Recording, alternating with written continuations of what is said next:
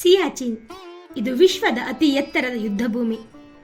ವಿಶ್ವ ಸಮುದಾಯ ಸಿಯಾಚಿನ್ ಯುದ್ಧಭೂಮಿಯನ್ನು ಮಾನವರಹಿತ ಪ್ರದೇಶ ಎಂದು ಘೋಷಣೆ ಮಾಡಿತ್ತು. ಆದರೆ ಕುತಂತ್ರಿ ಪಾಕಿಸ್ತಾನ ಭಾರತದ ಭೂಮಿಯ ಮೇಲೆ ಕಣ್ಣು ಹಾಕಿ ಈ ಪ್ರದೇಶವನ್ನು ವಶಪಡಿಸಿಕೊಳ್ಳಲು ಯತ್ನಿಸಿತ್ತು. ಪಾಕಿಸ್ತಾನದ ಕುತಂತ್ರಿ ಬುದ್ಧಿಯನ್ನು ಅರಿತಿದ್ದ ಭಾರತ ಸಿಯಾಚಿನ್ಗೆ ಯೋಧರನ್ನು ರವಾನಿಸಿ ಆ ಪ್ರದೇಶವನ್ನು ತನ್ನ ವಶಕ್ಕೆ ಪಡೆದುಕೊಂಡಿತು. ಅಂದಿನಿಂದ ಇಂದಿನವರೆಗೂ ಸಿಯಾಚಿನ್ನಲ್ಲಿ ಪಾಕಿಸ್ತಾನಿ ಯೋಧರನ್ನು ತಡೆಯಲು ಭಾರತೀಯ ಸೇನೆಯ ಒಂದಷ್ಟು ಯೋಧರು ಜೀವದ ಭಯ ತೊರೆದು ಅಲ್ಲಿ ಕಾರ್ಯನಿರ್ವಹಿಸುತ್ತಿದ್ದಾರೆ. ಅತಿ ಹೆಚ್ಚಿನ ಎತ್ತರ ಮತ್ತು ಕಡಿಮೆ ಒತ್ತಡ ಇರುವ ಕಾರಣ ಸಿಯಾಚಿನ್ನಲ್ಲಿ ಆಮ್ಲಜನಕದ ಕೊರತೆ ಸದಾ ಕಾಡುತ್ತದೆ. ಪ್ರಪಂಚದ ಅತಿ ಎತ್ತರದ ಯುದ್ಧಭೂಮಿಯಾಗಿರುವ ಇಲ್ಲಿ ಸೇವೆ ಸಲ್ಲಿಸುವ ನಮ್ಮ ಸೈನಿಕರು ಶತ್ರುಗಳಿಗಿಂತ ಹೆಚ್ಚು ವಾತಾವರಣದ ಜೊತೆಗೆ ಹೋರಾಡಬೇಕಾದ ಪರಿಸ್ಥಿತಿ ಇದೆ. ಸಮುದ್ರ ಮಟ್ಟದಿಂದ 18,000 ಅಡಿಗೂ ಹೆಚ್ಚು ಎತ್ತರ ಇರುವ ಪ್ರದೇಶದಲ್ಲಿ ಆಮ್ಲಜನಕ ಬಹಳ ಕಡಿಮೆ ಇರುತ್ತದೆ. ಎಷ್ಟು ಕಡಿಮೆ ಎಂದರೆ ಸಮುದ್ರ ಮಟ್ಟದ ಆಮ್ಲಜನಕದ ಕೇವಲ 10% ಮಾತ್ರ ಅಲ್ಲಿರುತ್ತದೆ.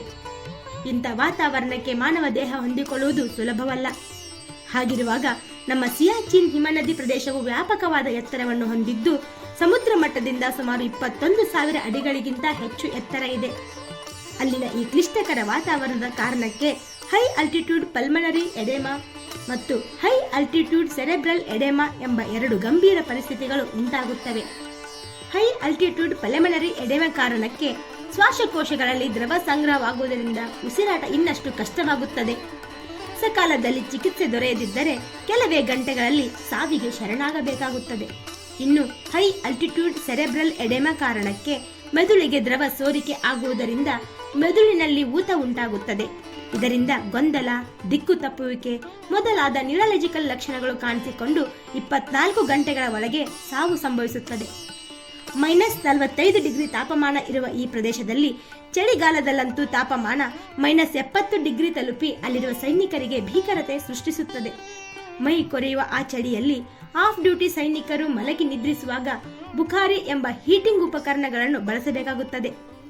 ಸರಿಯಾದ ಗಾಳಿ ಇರದ ಕೊಠಡಿಗಳಲ್ಲಿ ಇದನ್ನು ಬಳಸಿದರೆ ಕಾರ್ಬನ್ ಮೊನಾಕ್ಸೈಡ್ ವಿಷ ಅನಿಲ ಬಿಡುಗಡೆಯಾಗುತ್ತದೆ. ವಾಸನೆಯೂ ಇಲ್ಲದ, ಬಣ್ಣವೂ ಇಲ್ಲದ ಕಾರ್ಬನ್ ಮೊನಾಕ್ಸೈಡ್ ಅನಿಲದಿಂದ ನಮ್ಮ ಸೈನಿಕರು ನಿದ್ರೆಯಲ್ಲೇ ಸಾವಿಗೆ ಶರಣಾಗುತ್ತಾರೆ.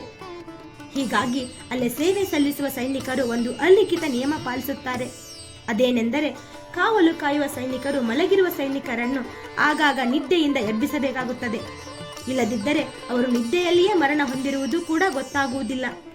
ಇಷ್ಟೆಲ್ಲ ಸಂಕಷ್ಟಗಳ ನಡುವೆ ಭಾರತ ಮಾತೆಗಾಗಿ ಅಥವಾ ನಮ್ಮೆಲ್ಲರ ನೆಮ್ಮದಿಗಾಗಿ ಪ್ರಾಣ ಮುಡುಪಾಗಿಟ್ಟು ಕಾವಲು ಕಾಯುವ ಆ ನಮ್ಮ ಕಾಣುವ ದೇವರಿಗೆ ಒಂದು ಬಿಗ್ ಸಲ್ಯೂಟ್. ಮತ್ತೊಂದು ಆಸಕ್ತಿಕರ ಸಂಗತಿಯೊಂದಿಗೆ ಬರುತ್ತೇವೆ. ವಿಡಿಯೋ ಲೈಕ್ ಮಾಡಿ ಹಾಗೂ ಚಾನೆಲ್ ಸಬ್ಸ್ಕ್ರೈಬ್ ಮಾಡುವುದನ್ನು ಮರೆಯಬೇಡಿ. ನಮಸ್ಕಾರ. ಚಿಕ್ಕ ಚೊಕ್ಕ ಮಾಹಿತಿಗಾಗಿ ನಮ್ಮ ಚಾನೆಲ್ ಸಬ್ಸ್ಕ್ರೈಬ್ ಮಾಡಿ.